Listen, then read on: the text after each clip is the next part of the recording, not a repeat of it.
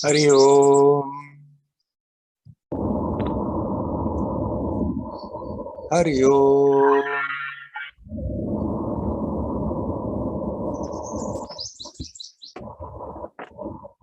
Hari Om.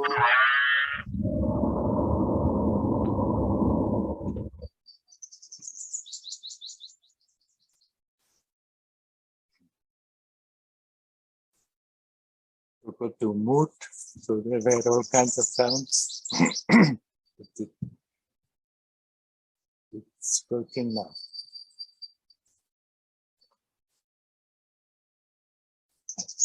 Just quickly carried my little table from one end of the roof to the other because it's winding so strong over there. Here I have a bit less wind, so hopefully it works. The light is a bit coming from one side, but never mind for this time.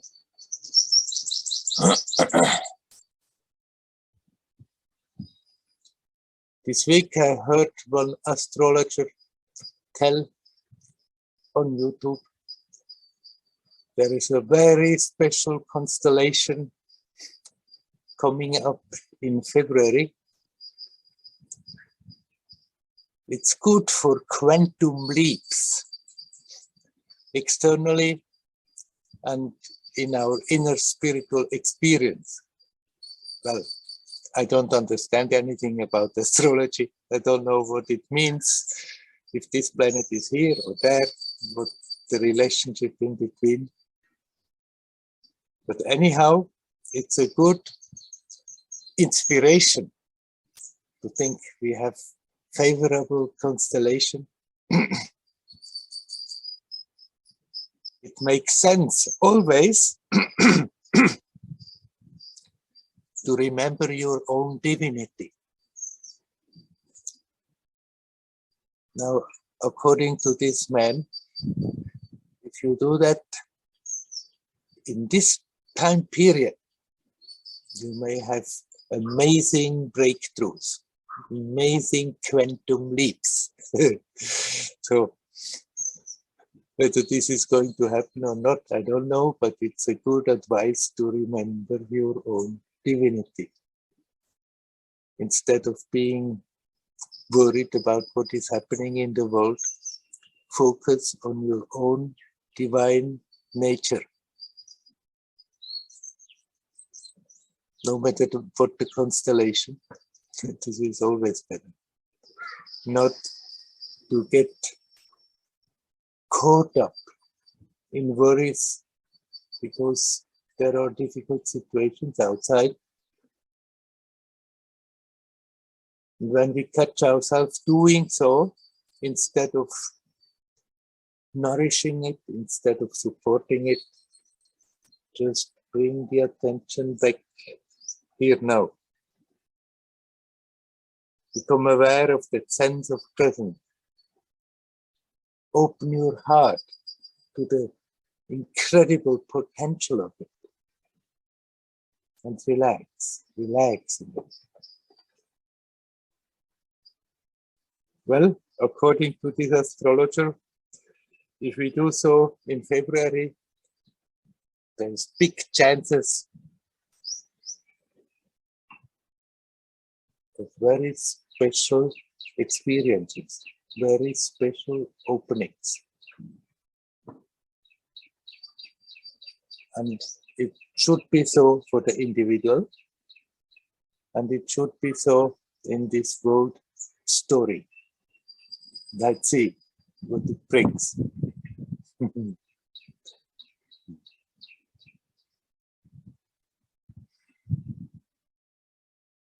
Now Mariano asked me in a mail, the message. But at the end, everything is grace. Then what is our sadhana? Then what are all our efforts? Do they do anything at all? That I, as a person cannot remove the I person with an act of will. So if it's all grace, do we have any role in it? Can we at all do something about it? And that is the tricky thing for the mind to accept. That is the tricky thing for the mind to somehow grasp, to understand that ultimately we cannot do it, and yet in spite of that we have to do something about it.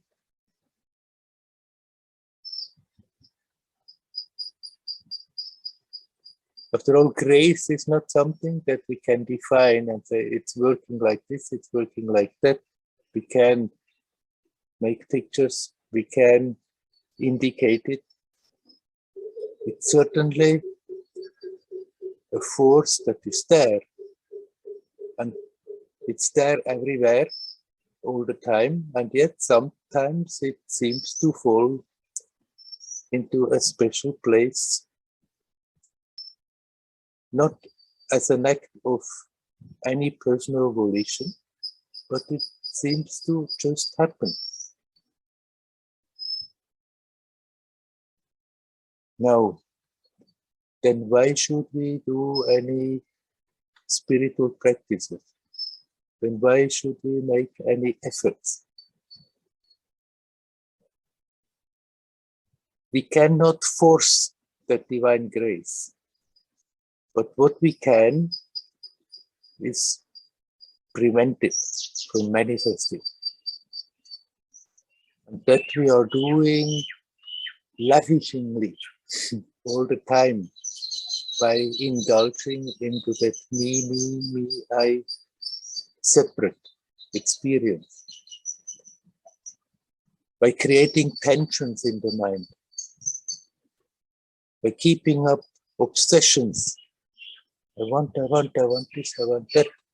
I don't want this, I don't want that. With all these mental obsessions, we're creating like a grid that the grace is hesitating.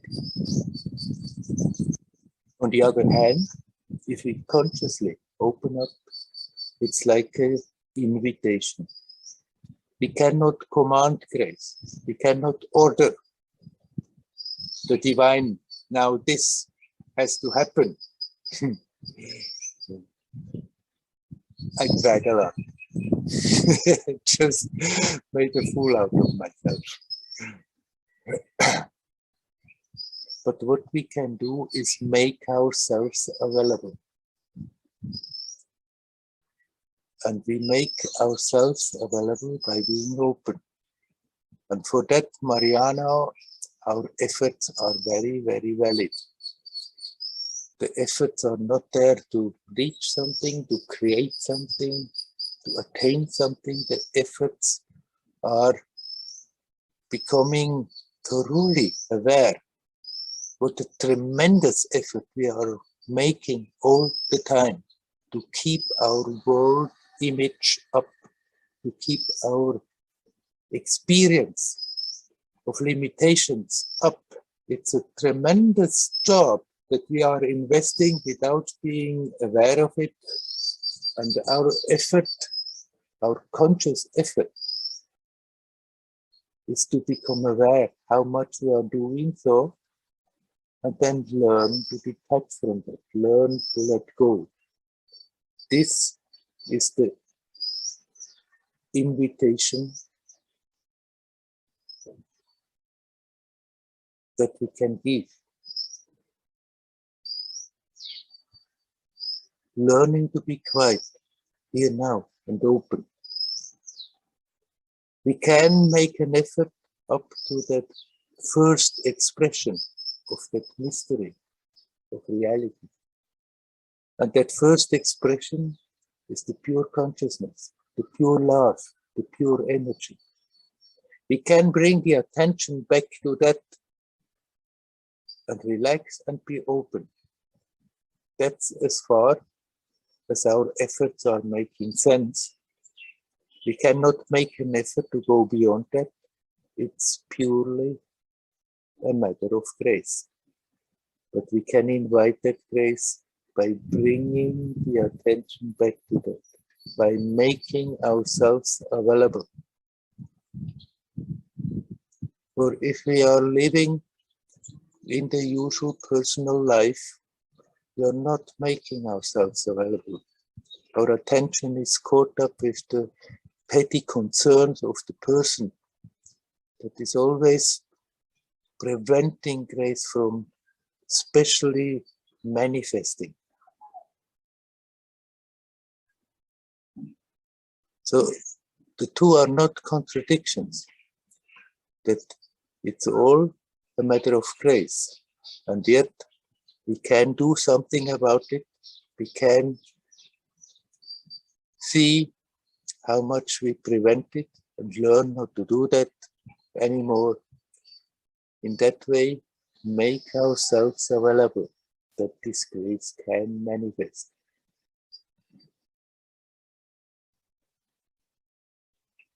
It's not that we have to make a tremendous effort trying to break through something, but we have to be sincere with making our effort to keep on reminding ourselves to watch, to see what I'm doing, how I'm again doing the exact opposite, and then turn the attention, turn it back to the source, turn it back to that simple sense of presence and learn to relax in that. It's not a terrible, tremendous effort to break through something, but it's an effort that we need to do on and on and on, as long as the habit is so strong that we keep on making the opposite effort without being aware of it.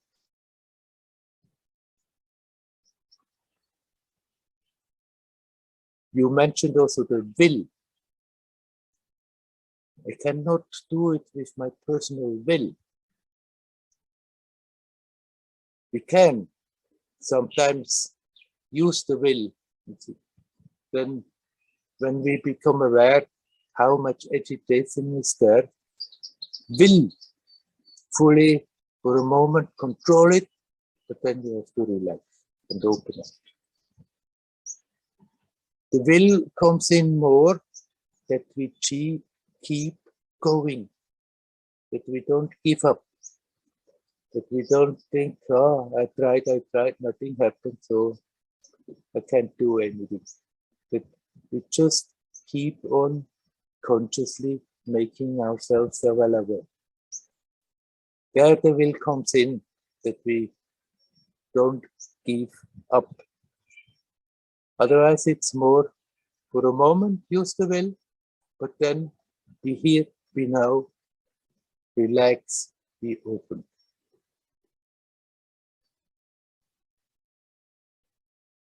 All right.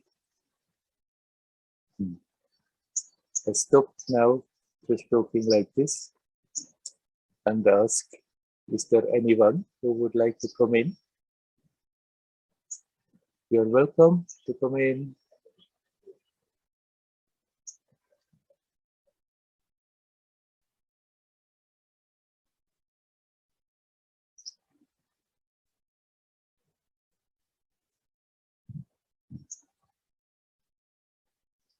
Nobody, are we?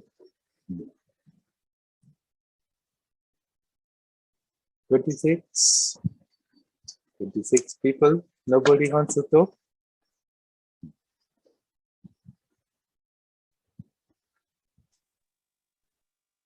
Hi, Werner. It's Udi.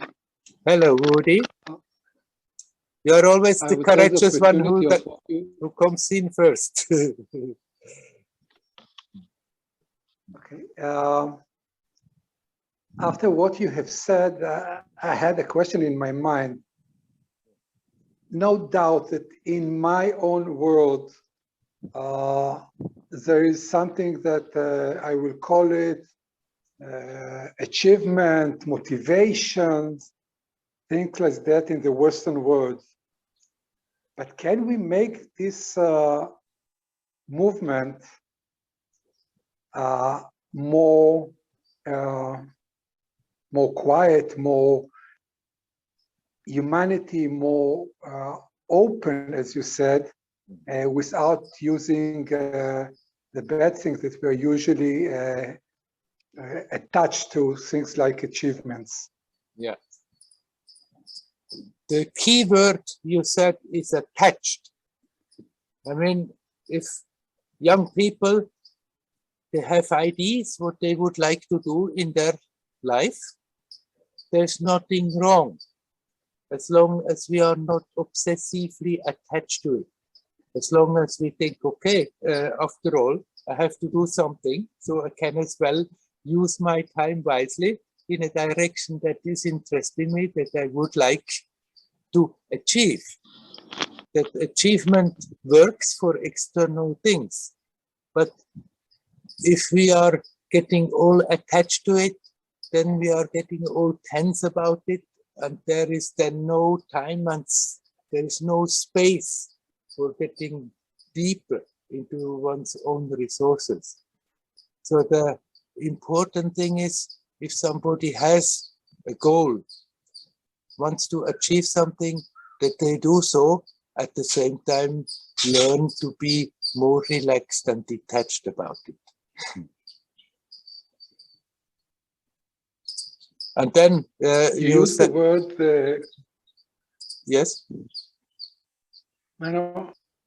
You use the word goals that sometimes we have. Yes. But isn't it thinking about goals is not conjoined with the word of achievement? How we can bringing the goals to our daily life without the sense of achievement, which is usually have something selfish in that. It need not be selfish. We can achieve something, we can have a goal and hope to achieve something, to reach that goal without indulging into that me selfish thing, but okay, so let me go for it. Try in a playful way, and then we are not hurting ourselves and we are not hurting others. If the achievement involves that I have to push others away, then of course there comes the selfishness in it very strongly. But often people can have goals and try to achieve it, and it's not to the disadvantage to anybody else. And then if one can go about it playfully, then it's not a selfish act to achieve that.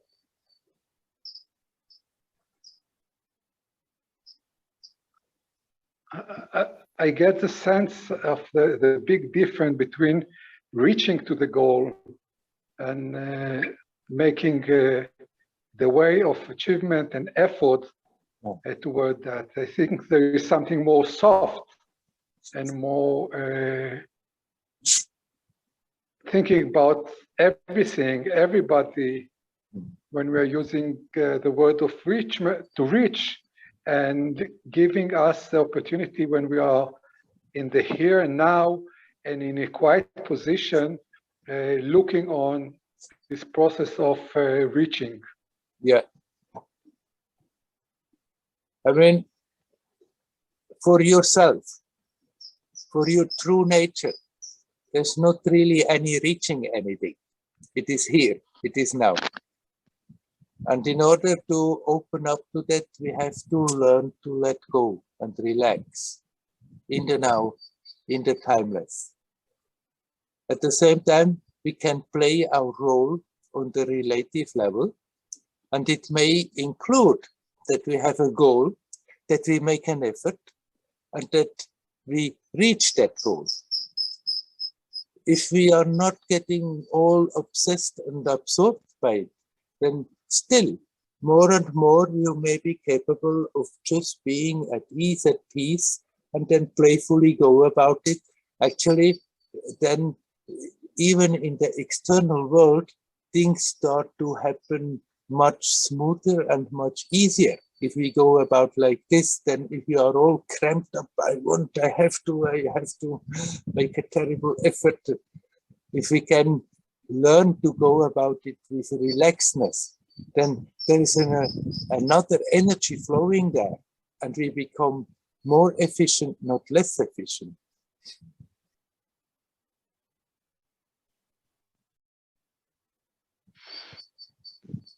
Well, the way you usually create for myself.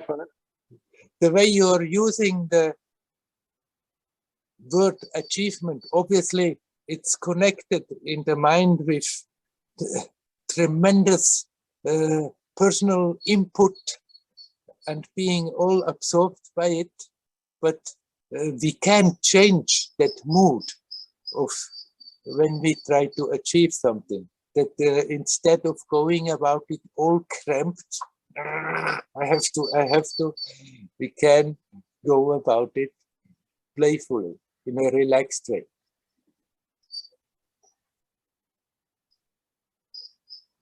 But undoubtedly, I feel, I would say, disappointment for myself when I'm looking on my own fluctuation between the world of achievement as an effort, as a force, and the ability from time to time to stay in this quiet position of being here and now and observing what happened and being part of it. There's and no, I must admit that it's creating frustration for me.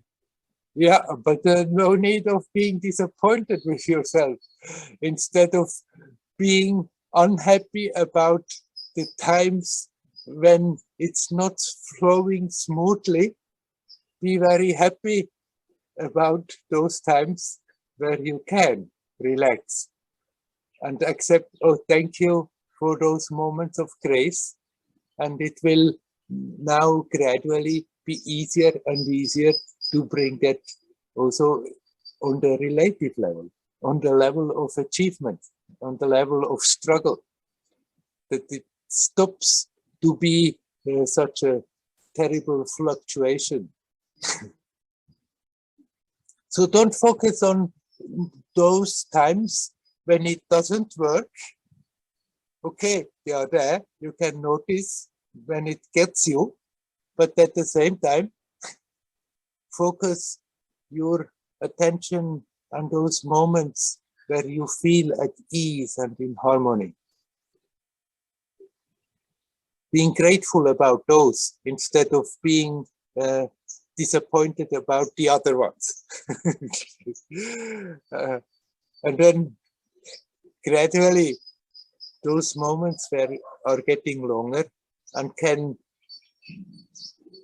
be more and more simultaneous with the activity on the level where it seemed before it was not possible to combine it.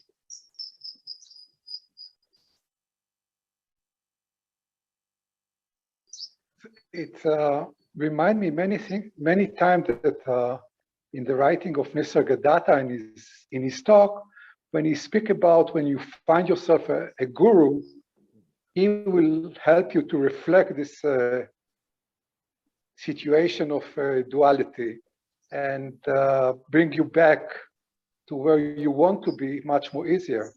Right. What do you think about that? Right. It's a help, no doubt about, but then it's still the job of each one to go for it or not. After all, there have been so many people going to Nisargadatta. It doesn't mean after that everything happened all by itself for them. He was there inspiring people, supporting people, encouraging people, but at the same time, it was then up to each one whether how much they were going along with it.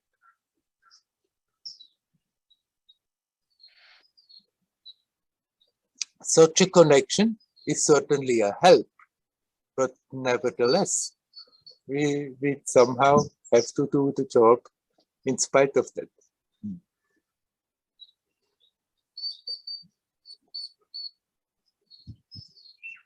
Thank you very much. Thank you very much. You're welcome. Hari Om. Hari Om. Hari Om.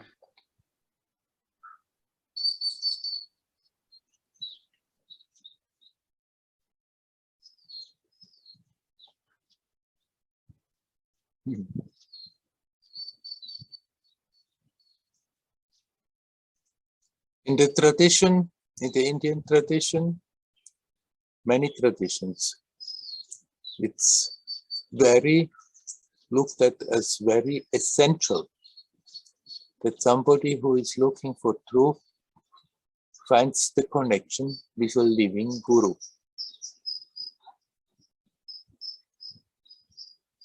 And as I just said to Uri, certainly, it's a great help if such a connection is there, if such a relationship is being established.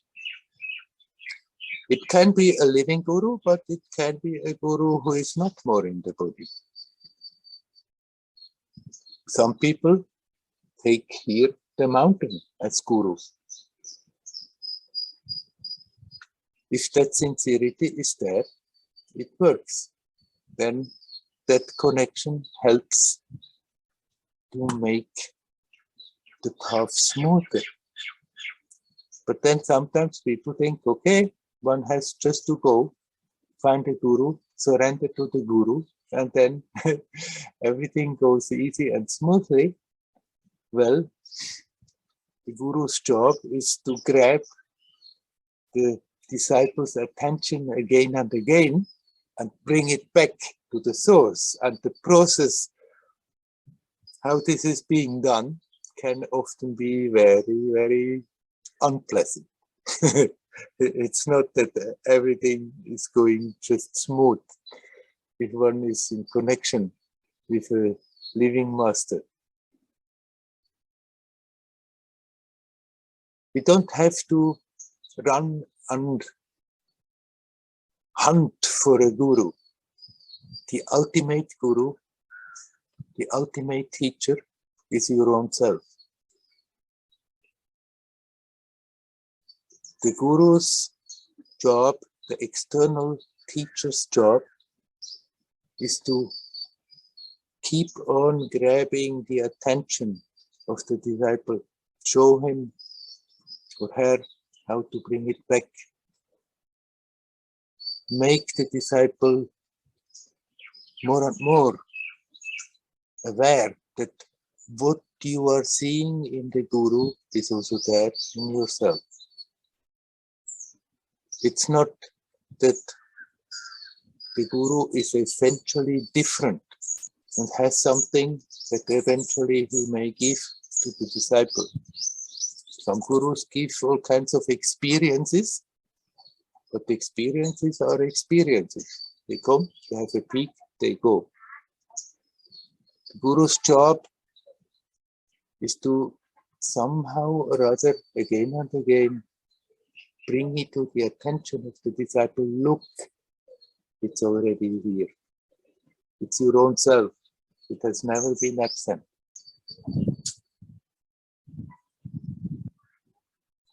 If we have the relationship with somebody in whom we have faith, then we see that example in front of our eyes, and that is encouraging. Because if we try to go all by ourselves, from what we think we understood, from what we have read, from what we have heard, then we may try for some time and then give up and think, anyhow, doesn't lead anywhere. If there is that connection with a teacher of whom we believe they have gone through that work, then that very faith in the teacher makes our own work much easier. In that sense, it's certainly helpful. But the ultimate teacher is your own self. And the external teacher's role is a temporary one to make it more and more clear. Look what you are looking for. You are it. You are that yourself. It's there. At the core of your experience. It has never been absent. It's here. It's now.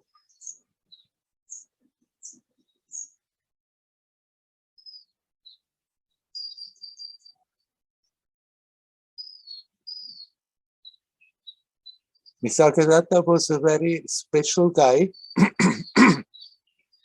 He was very simple, uneducated, from a village, came to Bombay and did also a simple job there. He started to make bidis, roll his bidis, sell his bidis and smoke his bidis all the time. He had a family, he had children, brought them up.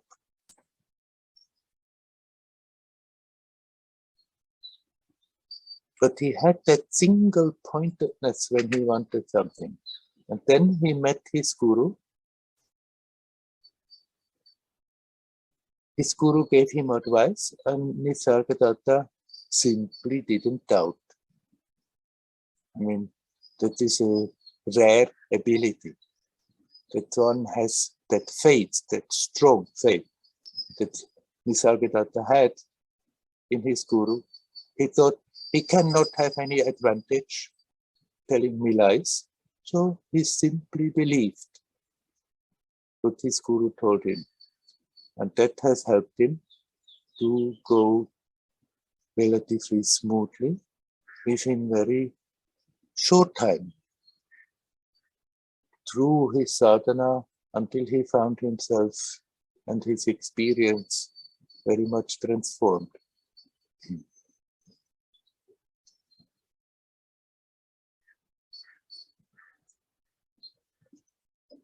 Of course, after that, he would say, it's the guru, it's because the connection of the guru, it's the guru's grace, but he had to contribute.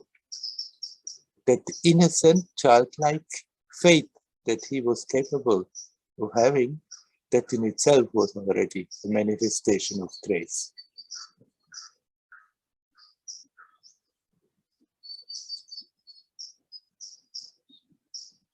But I admit, having a relationship with a living master is a great help. But just connect with that ultimate guru, your own self, and if it's necessary, then this relationship will come about. It will even happen if we are not looking for it anymore.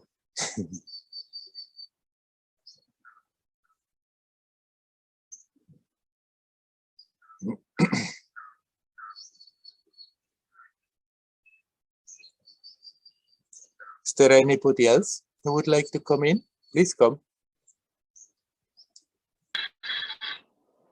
Hello, Werner. Hello, Dayal. Nice to see you. I just want to share about the same what he was talking about. I just come a few days ago from service on 10-day Vipassana course. Yeah. And I was translating the teacher, which I have trust.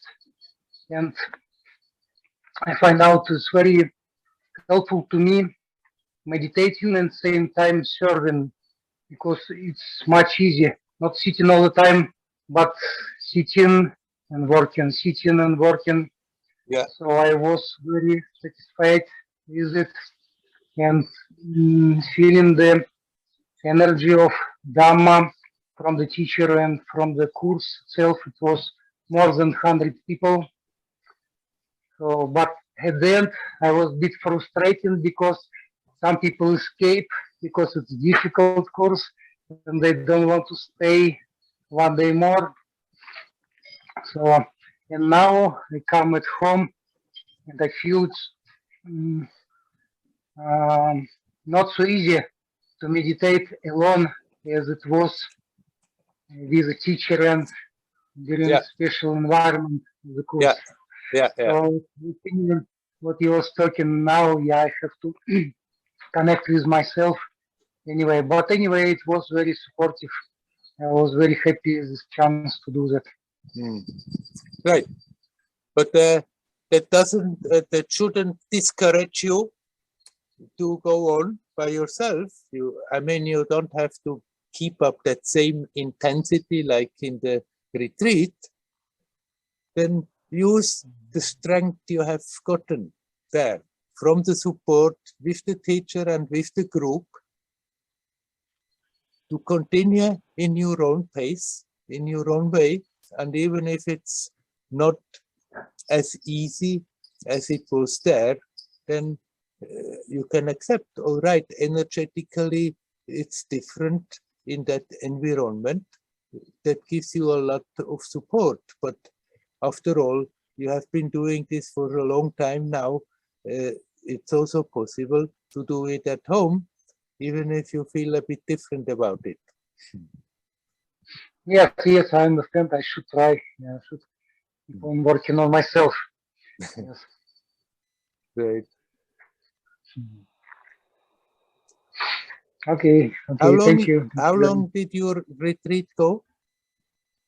10 days. 10 days days. retreat. Yeah, I see. Very Yeah, good. it was interesting. There was some people, one student was totally blind. We have to help him. And one person was walking on the crutches with a lot of difficulty, very slow.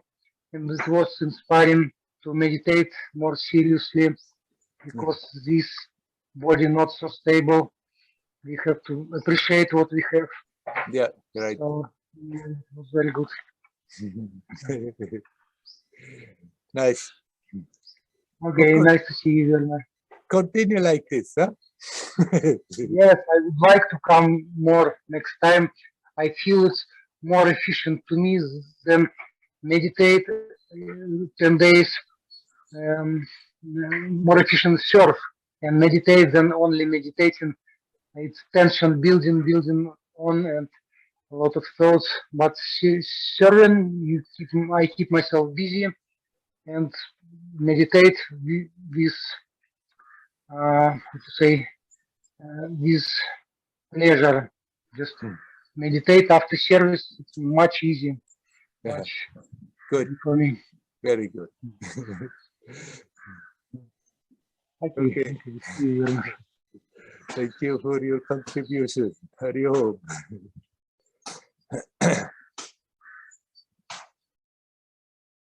Is there anybody else who would like to come in?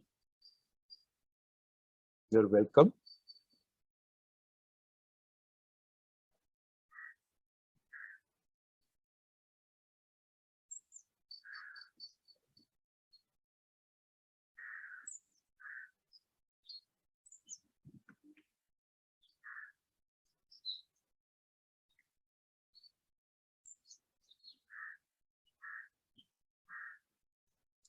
What Dayal now has been talking about,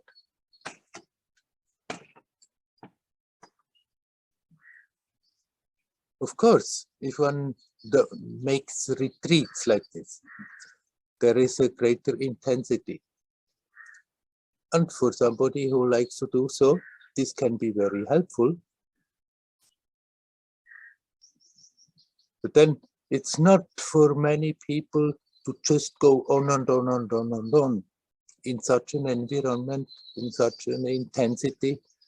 For most of the people, it's more advisable than to come back to again a more balanced program, to have every day some time doing nothing else, but to just be at ease, at peace, as good as one can, and then be again busy in the world with people and just bring as good as one can that same mood into the activities. It's helpful if one is the type to do so. If not, then it's not helpful. But if one is the type to do so, it's helpful to go for retreats, but then it's very beneficial to, after that, just keep that alertness and bring that meditativeness into the activities. Even when we are very active and very with people, that more and more we become aware there's always that aspect in us that is not affected by what is going on.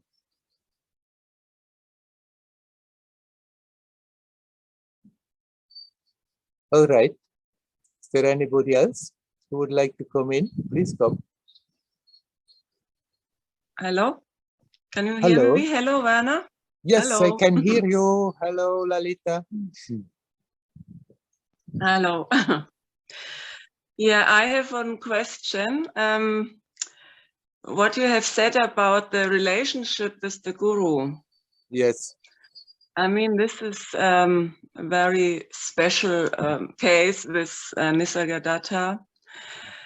How to say?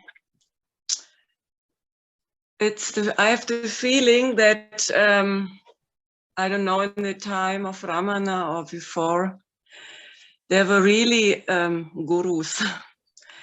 But now to have a relationship with somebody, I tell you, I wouldn't know where to go. And I mean, there are some people like Swami Vishwananda or this or that. But then after a while, there is a big, how to say, scandal, you know, scandal. Yeah, yeah. And I don't know, even in Tiru, there are some, I don't know, but there is not, for me, not that power than before I experienced with Satya Sai Baba or with Amma. Yeah. And it's very, it becomes very difficult to go with the guru now in these times. Actually, no. Gurus are enough. You can go shopping. But where are the sincere disciples? Yes, yes. No, where are the sincere gurus? No, but anyhow, you need not worry about it. Connect with that ultimate guru, and if such a close relationship is necessary in your life, it will manifest. You don't have to run around guru hunting. Now, of course, during this Corona time, it was not like this. But before, here in Tiruvannamalai, in winter season, it became a real supermarket. Every Western teacher used to come with their following. And so what people did a lot was running from one satsang to another, from one teacher to another, and thinking in a way by consuming more, they're getting more. But it doesn't work like this. It's better to connect with your own self. And then if it is necessary in your life that there's external relationship like this is being established, it just will happen. The guru may come and grab you whether you like it or not. It's not that we have to run around and think, oh, this is a good one, this is not a good one, this it's no point. After all, the possibility is there. Somehow, it's always possible. It's not that to Ramana's time it was possible, but no. But then one has also to really be ready for that, to commit to such a relationship. It's not like that you go then for some time and then you run away and try and figure out, find again a new one.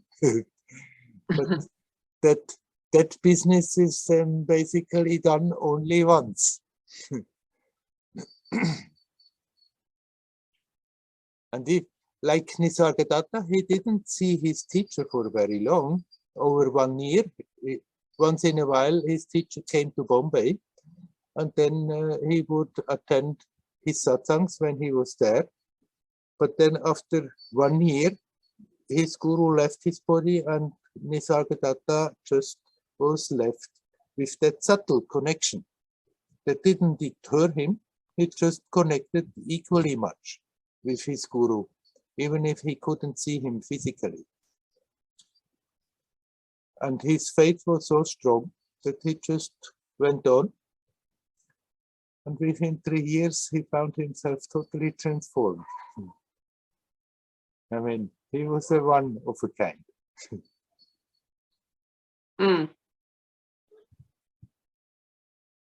No, I cannot hear anything. Now I'm not saying anything. Okay. No, yeah, that's true. But there's the feeling that, I mean, there are no former times or future, whatever. But if I see Ananda Maima or Ramakrishna, they were really charismatics, very special. You cannot say there was something, yeah, charisma. But this I cannot see now. I mean, I'm connected. That's not the point. Anyway, nowadays, yeah, I don't know. It's very, yeah, I see a lot of, I don't know.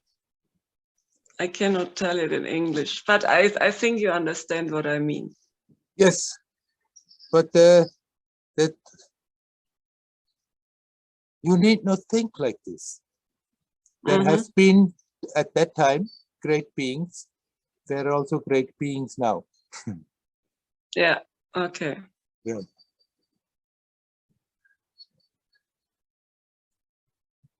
It's not that at a certain time you could meet them and now it's over.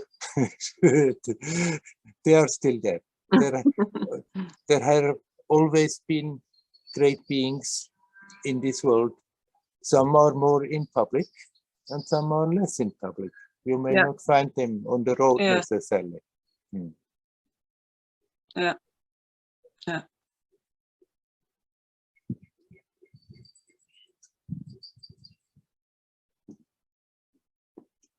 Shall we leave the subject? Yes, yes. Yeah. Yeah. Okay. Now, very thankful that we met and that, yeah, that I came to Arunachala and yeah, Hari Om. Thank you so much. Hari Om. Hari Om.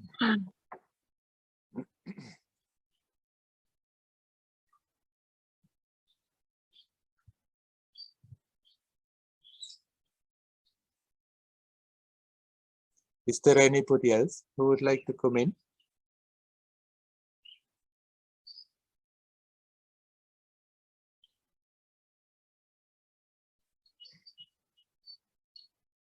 Well, since we were already talking today about Guru-Shishya relationship, the master and the disciple, in my story, it has been essential that I'm meeting my Guru Amaji.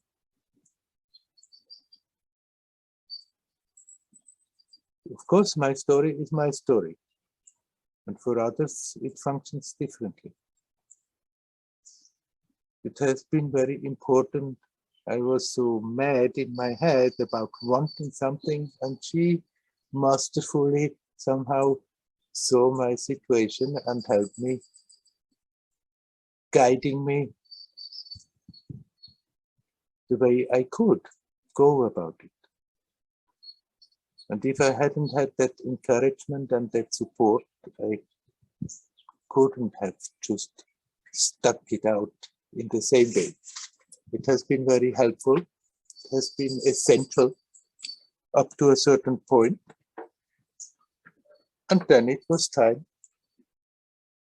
to go my way.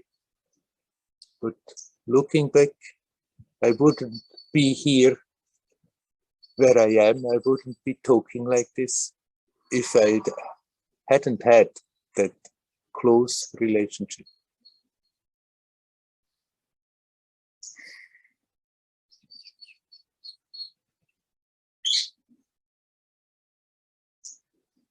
I see there are sincere people coming here. They making a very special connection with Ramana Maharshi, and it works also.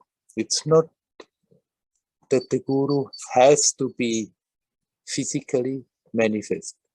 For many people, it works that they are connecting with a being like Ramana Maharshi, who are not more physically staying in this world, and still that connection gives direction, gives support, and gives a lot of help.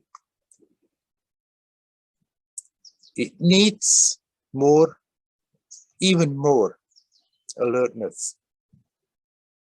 Because if the Guru is there in a body, then Guru can say, hey, stop, come on. What are you doing?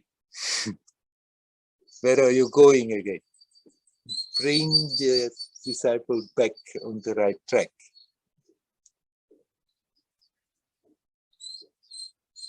With a teacher that is not embodied, it's much easier than in the mind to think, my teacher is directing me this way or that way, but actually it's just our petty little mind who directs us and not the teacher.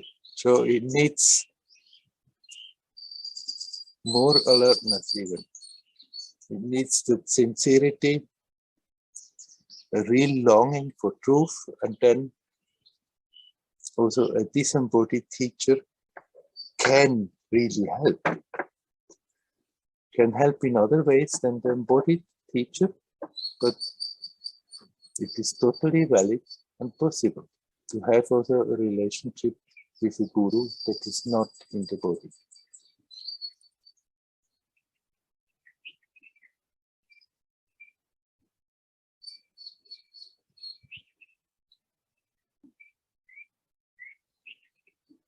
Is there anybody else who would like to come in? You're welcome. Hello, Werner. Hello. Hello. Ritis. Yes. Right. You should come here. The frangipanis are blossoming. Oh. You always like the Yeah, frangipanis so much. Yeah. Yes, very much. But just Indians have a lot of restrictions now for coming in. Right. Anyhow, Yeah. that's not what you wanted to talk about. Yeah. You initially, at the beginning, you spoke about attention and opening up. Yes. And when we operate in daily life, usually when we put attention, we expect to something to get, or to some result to get from attention. And if we put attention to ourselves, and it's also the same habit to expect result. Right. So how to this balance this attention and opening up? What means opening up in this case?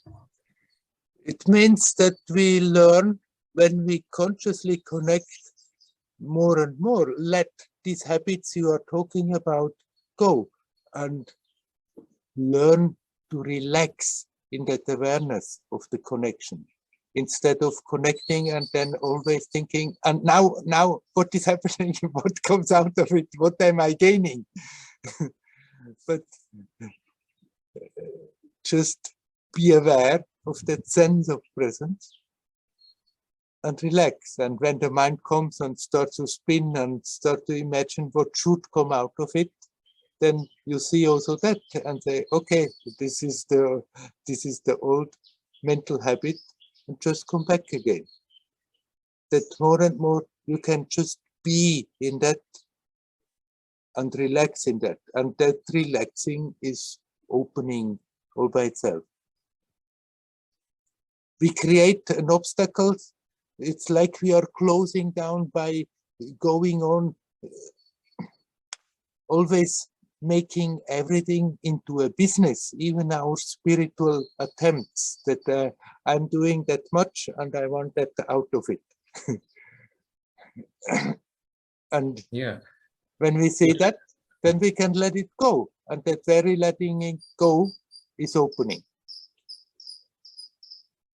but and that we do in spiritual like practice. Yes. But when we shift from spiritual practice to the some job to do, it's again starts old habit, how to maintain the same possibility to open when you're doing some job and you need to do something and expect results. It's contradicts then it's the task. But you when you have some task and you need some results, you put attention and you expect those results. Right. And then goes to that, like you're shifting from when you're in meditation, you should adjust yourself. It takes time, and then you go again, and slowly you forget how to apply it in daily world. Right. Right. But there's nothing wrong on the relative level that like you do your job and you expect that you are being paid for it, for example.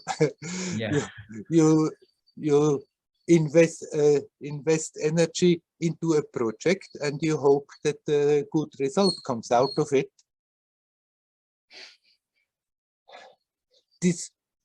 We cannot mix the levels together. On this relative level, where there is cause and effect valid, there is also valid that you give an input and then you can expect the result.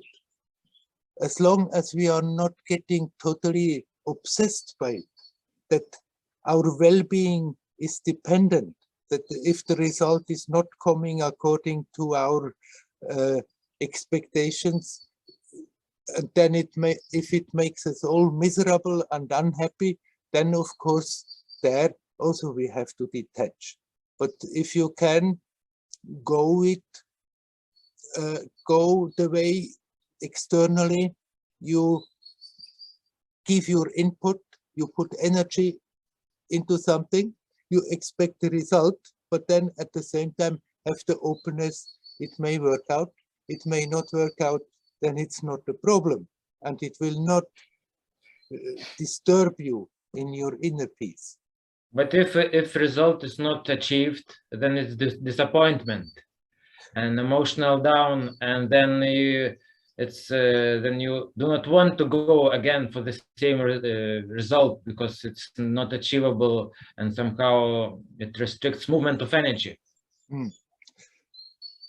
Right, but that disappointment comes only as a strong force that tries to pull you down if we are getting all attached to it. If you can give your input also on that relative level and then accept maybe it works out, maybe it's not working out, then even if it's not working out for a moment, there may be the feeling of disappointment, but then you deal with the disappointment also as an exercise, and then it comes, it's there a moment as an emotion, and it goes, you accept, all right, didn't work, so what, I'll try again or try something else. If we can have that broad-heartedness, then it's not binding this investment that are built up on the idea that something should come out of it. But with yourself, it's different, because what we are looking for is not something that we have to produce with an effort. It's that which makes your experience possible right now. So it's already there. And for that business thinking doesn't work, because it's not that the more effort I give into it, the more I'm getting out of it. It's simply there in its totality, with its tremendous potential, need not be created, need not be created by any practice. The practice simply makes us aware of what is. And so we can very well accept, okay, this functions very different than on the relative level where I'm working for a result. And if that becomes more important, the here now, then we can also more be detached about the external results. Playfully go about it, do our job. Sometimes it works out, sometimes it doesn't work out. Both is right.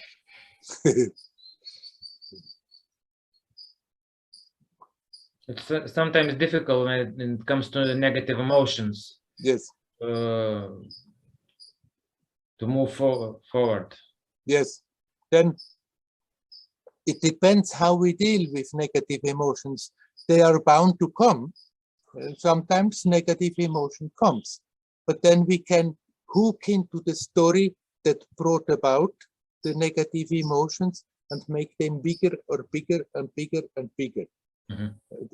Thinking about it all the time, oh shit, it's terrible what happened, why has it turned out like this? Or then when we become aware that's what we are doing, we can withdraw the attention from what brought the emotion about and focus on the emotion. And then if you focus on the emotion, then you don't feed it anymore. You just watch how it is manifesting and you can start to relax and then it starts to disappear.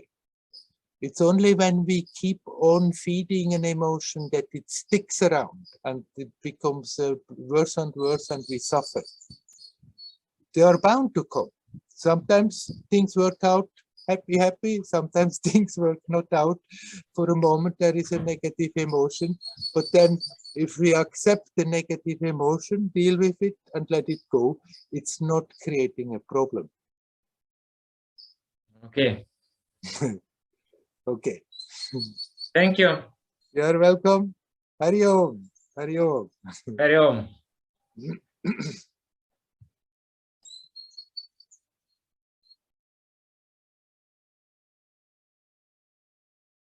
Is there anybody else who would like to come in?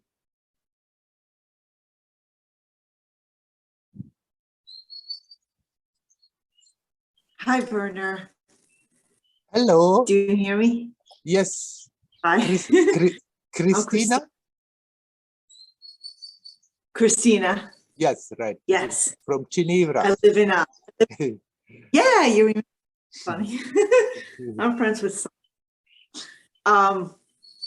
I wanted to ask you about I don't know if this is appropriate, but about the energies going on now. Yeah. Because I feel I have to say, like yesterday I felt a little bit better, but I almost feel like I'm literally going crazy because the mind I just feel like my mind and my thoughts are just constantly there. From the moment I literally wake up, I don't even know what I'm thinking about. I just know that I'm thinking. And like last month, I felt this extreme like serenity and peace and like union. And then the past couple of weeks, it's been like almost crying, where I feel like very difficult to be around people. I mean, I have a full-time job, so I'm like struggling with people and just feeling really unstable. And I'm doing my body practices, getting massages, doing yoga, I'm doing a lot, and I realize I need to stop doing and just be, because I feel like I'm trying to fix it all. And, I'm just wondering I'm sensing from friends that I speak to that they're having the same feeling of real instability. And just wondering, yeah, I mean, what you're talking about relates to all of this too, so. Right. it's especially intensive right now. And so in a period like this, there can also old stuff come up suddenly again more, that we could deal with it and somehow keep it at bay, and then suddenly in the intensity it boils up. So actually, in a way, it's a good thing if that is happening, but it's not so very pleasant when it's happening. So try to be patient with yourself and don't think there is something wrong with you. Just accept, all right, after a period where it was easier, now it seems a period where it's not so easy. And if you are not resisting against the fact that it is like this, then it's already much easier to deal with. If it's difficult and then we think all the time, it shouldn't be like this, it shouldn't be like this, what's wrong, what I'm doing wrong, then it's getting bigger and bigger and more difficult. If you can accept, all right, for the time being, it seems on the program that it's not going so smooth, then do what you can. You can do your yoga and whatever you do, but without getting obsessed on that level and think that you can bend it with force into a better energy. Then if it helps you do your yoga and whatever you are doing, fine. But right, as you said, you should also let go, relax, breathe. Yeah. I feel a lot of old stuff coming up, and that's what I'm scared. Triggered because I feel like, oh, I thought I dealt with this already. Right. And it's like coming up again. I'm like, oh my God, like when is this going to be over? Yeah. Over. But I'm trying to do, trying to go into it. I'm doing, I mean, I'm trying to, I see it. I see the patterns and I try to feel them and let them pass, but it's not so easy. The resistance, like the default resistance kicks in a lot. Start doing like a mopping the floor, cleaning. It's Saturday. I'm like doing all these cleaning. Wow. I'm like, okay, just to avoid it. Right. And you can't run all the time. It will catch up with you. So better accept, okay, it's a challenge that stuff comes. You thought you have dealt with it, and yeah, I'm sure you have, but obviously there is still emotions locked into it. And then if you don't resist, then it's not so difficult to deal with it. Oh, it comes again there. And watch what it is doing to your experience right now when it comes. Instead of being sucked into the past and in the stories that happened there, let the stories bring the emotions up, but then be here now and see what it is doing and deal with them now. And that emotion that is there, and relax in that. And so all tensions are going, it's cleaning out. And every time also you are getting stronger in course of the process. Yeah, I trust that. I trust. It's a process. Yes. Thank you, Werner. Don't worry. It's not forever going to be like this.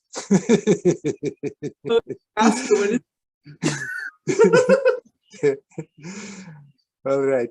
Wish you well. Hariyo. Hariyo.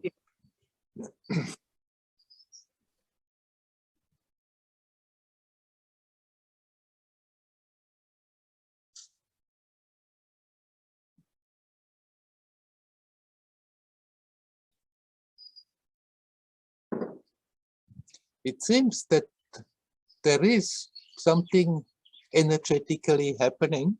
Maybe it has to do with the astrological constellations I've been told about.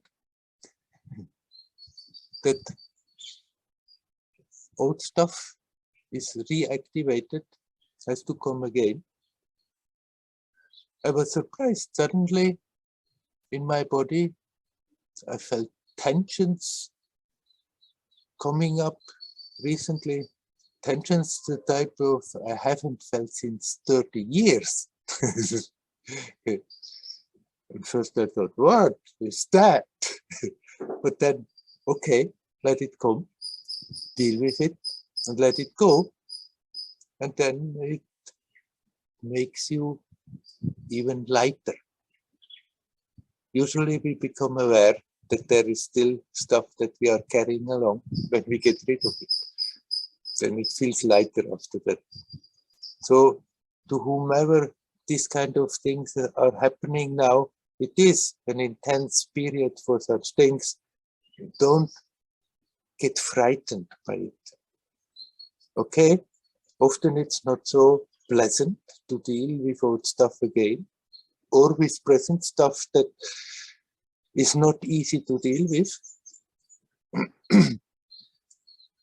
But if we remember, after all, that's what we are here for. This world is for that. This human experience is for that. That we have these challenges, that we have these confrontations, and in these challenges, in these confrontations, we can go deeper in our own resources and learn to grow and outgrow all this.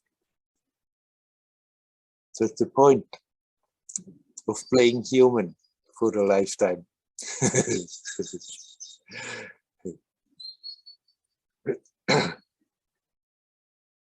Is there anybody else who would like to come in?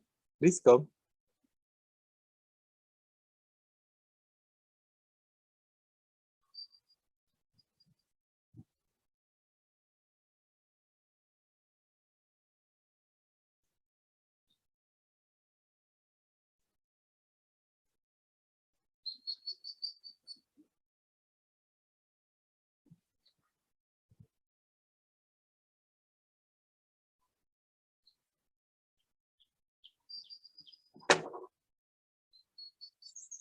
Are the people here? Nobody wants to talk?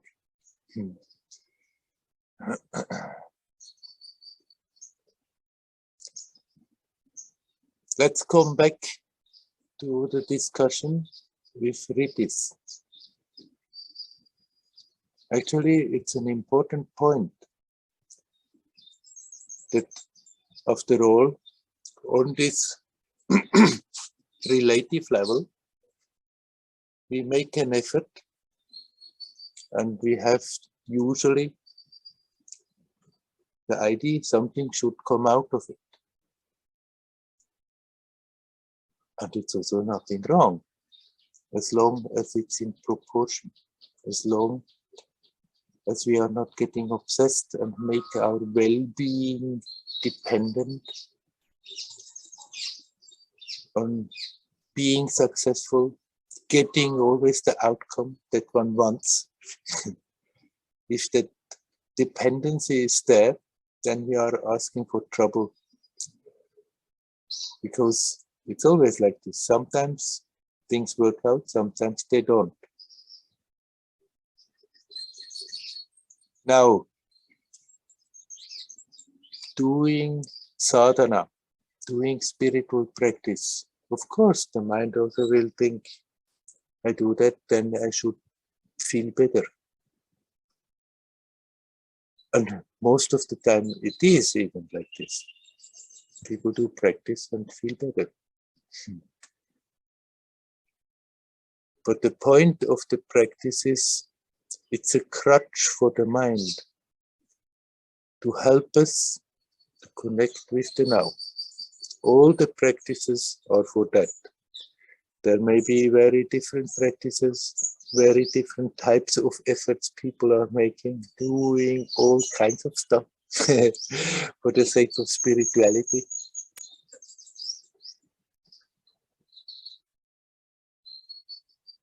But the point is, when we look at ourselves, exactly not of making an effort in order to get something out of it.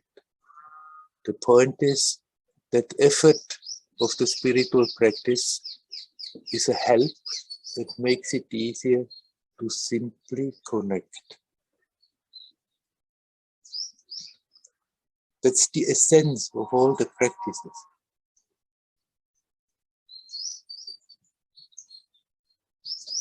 And it's not the more effort we are making, the more energy we put into it, the more we are getting out of it. Certainly, if there is sincerity, we will do that with another intensity than somebody who does it more as a hobby. By the way, also as another entertainment to some spiritual practice. If that longing is there for truth, for peace, for reality, then that sincerity is there. And our practices are crutches for the mind to make it easier to connect. That is what counts at the end, to connect. Here now, consciously conscious, consciously alive, consciously in the timelessness of the now.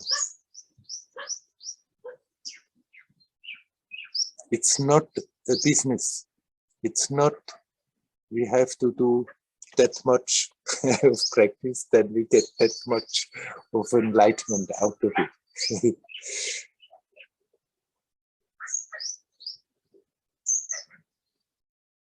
That fullness, that enlightenment, that intensity is already here now.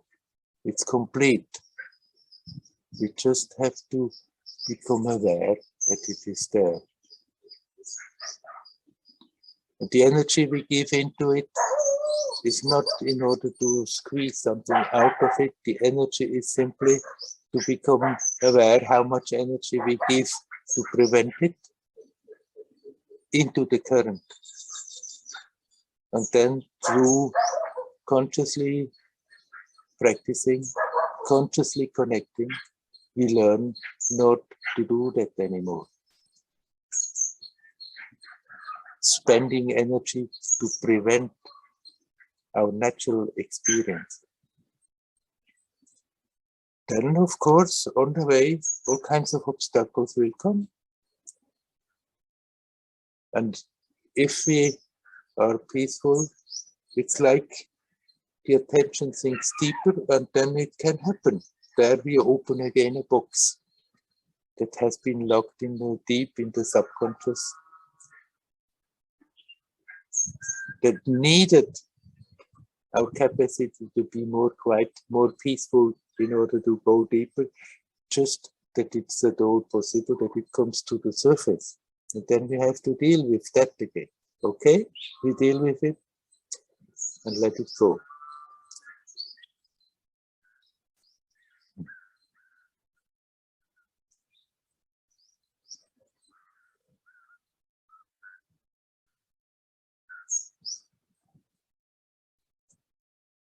In a way, I kept that business attitude very long in my sadhana.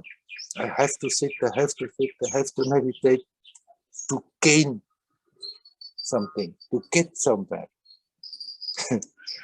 And Amma very wisely saw that's how I'm functioning. Instead of telling me, come on, let go, relax, be here, she said, she encouraged me to increase, to fight more, to want more, to struggle more. Because somehow, with my character at that time, I needed to do so.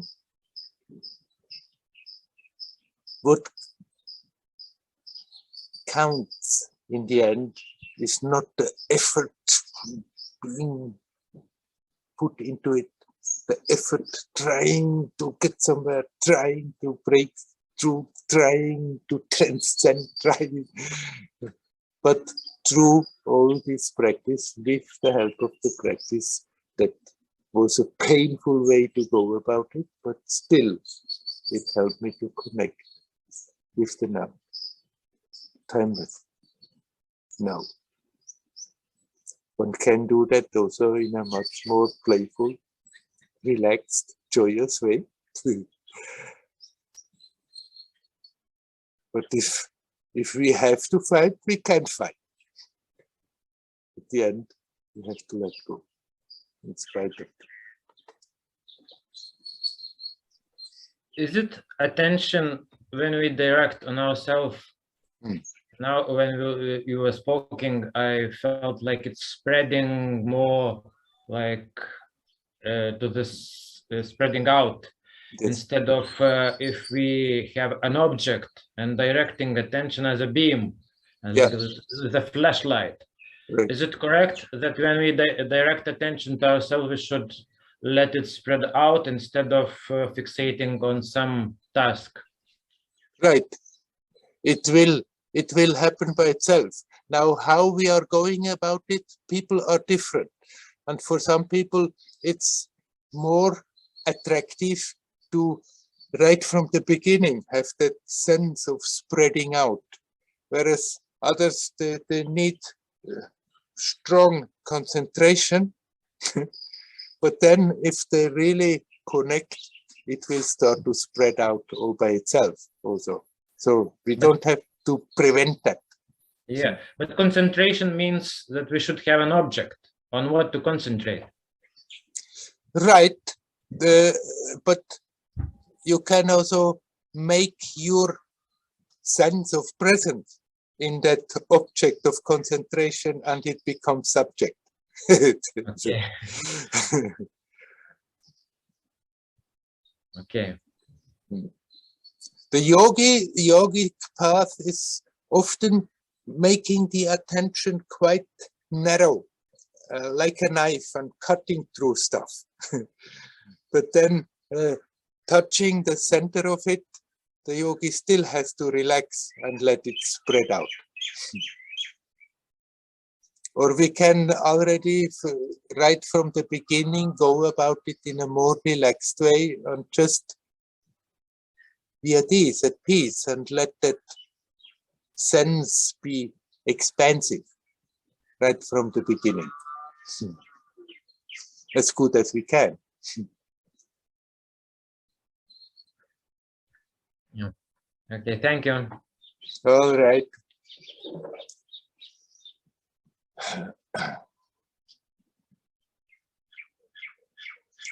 Is there anybody else who straight away would like to come in?